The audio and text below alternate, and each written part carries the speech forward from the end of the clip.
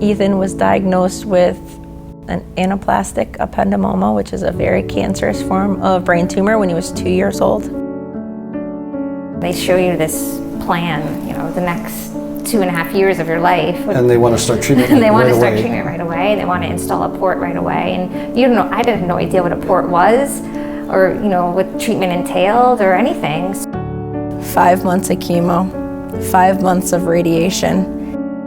You watch your little boy lose his eyelashes and lose his eyebrows. We received a diagnosis unexpectedly one night, and I had to leave work basically the next day. The best way to describe being told that your child has cancer is having the wind knocked out of you and you feel like you just can't ever catch your breath.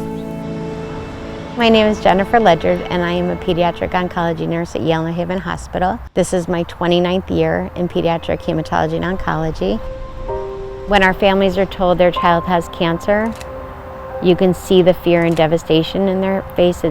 It's like their world is being shattered.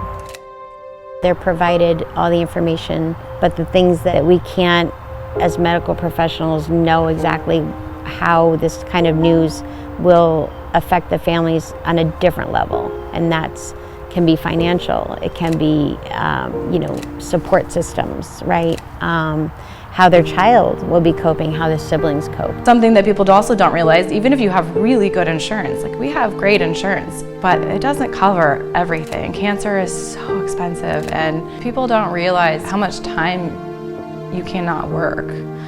When your child gets sick, if you have other children, one of you has to constantly go to hospital visits, another person has to stay home, and so a lot of times people lose like an entire salary, which can be really hard. You start thinking like, oh my God, I can't go to work, I can't pay my bills, all this stuff that you don't have any time to be worried about this stuff right now. If you don't have a toothbrush, you don't have a nightgown, you don't know how this whole thing works.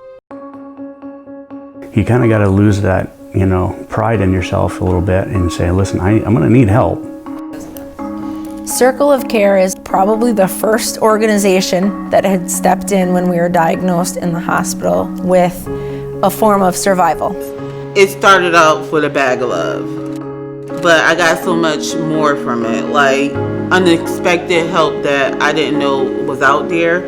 It's like the gift that keeps on giving, like how they are financially supportive, how they're emotionally supportive, how they continue to keep in contact with you, how they invite you to things, like how they don't forget about you. Circle of Care has been there with me since day one and is a lifelong friendship and relationship that can't be replaced by anything else.